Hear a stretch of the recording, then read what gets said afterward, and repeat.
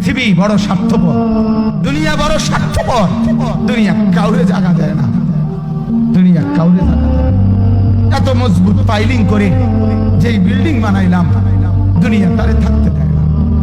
যাও বেটা যা, যাও, তুই লাথি দিয়া বাইর করে যা, কবরে যা, কবরে যা। দুনিয়া কাউরে থাকতে দেয়। দুনিয়া কত ক্ষমতা ধরকে মাটির নিচে ফেলাই দিছে, দুনিয়া কত সম্পদ আলাকে মাটির নিচে ফেলে দিছে, দুনিয়া কত সুন্দরী নারীকে মাটির নিচে ফেলাই দিছে, মাটির সাথে রেজা রেজা করে ফেলছে। আজ আর চেহারা নাই, আজ আর রূপ নাই, আজ আর যৌবন নাই, আজ আর ক্ষমতা নাই। এমন বাদশা ছিল পৃথিবীতে যার হাতের আঙ্গুলের ইশারায় মানুষের গর্দান উড়াইয়া দিত, যার হাতের ইশারায় উঠত মানুষ, বসত মানুষ। আজ বাদশারা নাই, আজ সম্পদওয়ালারা নাই, আজ মালওয়ালারা নাই। দুনিয়া কাউরে থাকতে দেয় না, কাউরে না দোস্ত, কাউরে দেয় না। দুনিয়া দাদারে আমার থাকতে দেয় নাই। আমার দাদারে আমি দেখছি, আজ আমার দাদা নাই। আমার নানারে আমি দেখছি, আমার নানা নাই। আমার দাদিরে আমি দেখছি, আমার দাদি নাই। আমার নানিরে আমি দেখছি, আমার নানি নাই। আমার বাবারে আমি দেখছি, 14 লক্ষ টাকা বাবার পেনশনের আমি সব ডাক্তারের পিছনে খরচ করে ফেলছি, বাড়ির ফসলের জমি বিক্রি করে ফেলছি। আমার বাপ যেন না মরে বারবার বার হসপিটালে নিছি, কিন্তু দুনিয়া আমার বাপকে থাকতে দেয় নাই। আমার বাপ কবরে চলে গেছে। দুনিয়া কাউরে থাকতে দেয় না, কাউরে না, কাউরে না, কাউরে না, কাউরে না। আমার বাপ দুনিয়া কাউরে থাকতে দেয় না। তুমি থাকবা না, তুমি থাকবা না।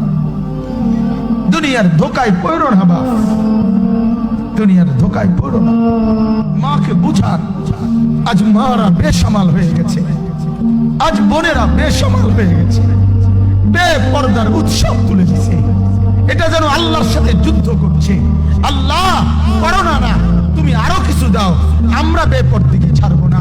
যুবক ছেলেগুলো যেন বলতেছে, আল্লাহ তুমি করোনা দেওয়ার যাই দাও, অশ্লীল ছবি দেখা, ফেসবুকে নর্তকী দেখা, আমরা ছাড়বো না। দেখি তুমি কি করতে পারো, তুমি যা করার করো। দোকানদার ব্যবসায়ীরা হারামের লেনদেন করা বন্ধ করছে না, সুদখোর সুদ ছাড়ছে না, ঘুষখোর ঘুষ ছাড়ছে না, নাফরমান আর জিনাকার ব্যভিচারী এরা কেউ কিছু ছাড়ছে না। বেহায়ার বেপর্দা নারী তার অশ্লীলতার বেহায়াপনা ছাড়ছে না। মুসলমান তার ঘরে টেলিভিশনের নর্তকীর আওয়াজ তো বন্ধ করছে না। হায়, করোনা কিভাবে যাবে, আযাব কিভাবে যাবে বলেন, বলেন, বলেন আপনারা। আমার বাপ ফেরাউনের উপরে তো আযাব এতদিন ছিল না, নমরুদের উপরে আযাব এতদিন ছিল না, সাদ্দাদের উপরে আযাব এতদিন ছিল না, কারুনের উপরে আযাব এতদিন ছিল না, লূত আলাইহিস সালামের কওমের উপরে আযাব এতদিন ছিল না, হুদ আলাইহিস সালামের কওমের উপরে আযাব এতদিন ছিল না, নূহ আলাইহিস সালামের কওমের উপরে এতদিন আযাব ছিল না। আজ আমরা মালিককে এই পরিমাণ নারাজ করছি, মালিক এত বেশি নারাজ। আজ 1 বছর হয়ে গেছে, 1 বছরের চাইতে বেশি হয়ে গেছে, কই করোনার মহামারীর আযাব তো যাচ্ছে না, গেছে গা।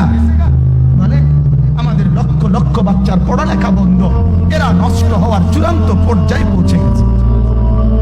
মোবাইল এদেরকে শেষ করে দিছে।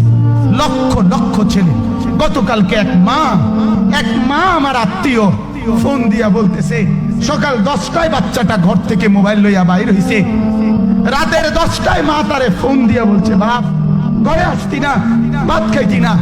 বাচ্চা তারে বলতেছে, তোমার অসুবিধা কি, তোমার সমস্যা কি? মা এই কথা বইলা কায়দা দিছে যে শোনেন, দোয়া করো। এক বাচ্চা, এক ছেলে, সে যদি তার মাকেই কথা বলতে পারে, তার মানে গুনাহ তারে এত মজা দিয়া দিছে, ফেসবুক তারে এত মজা দিয়া দিছে, ইউটিউব তারে এত মজা দিয়া দিছে, নর্তকী তারে এত মজা দিয়া দিছে, গুনার দৃশ্য তারে এত মজা দিয়া দিছে, সে মাকে ধমক দিচ্ছে। রাত 10টা বাজলে কি হইছে, রাতের 3টা পর্যন্ত দেখলে তোমার সমস্যা কি? আমার আখিরাত আমি নষ্ট করলে তোমার অসুবিধা কি? আমার জাহান্নাম আমি ঠিক করে নিলে তোমার সমস্যা কি? আল্লাহ আমাদেরকে মাফ করে দেন, আল্লাহ আমার জাতিকে মাফ করে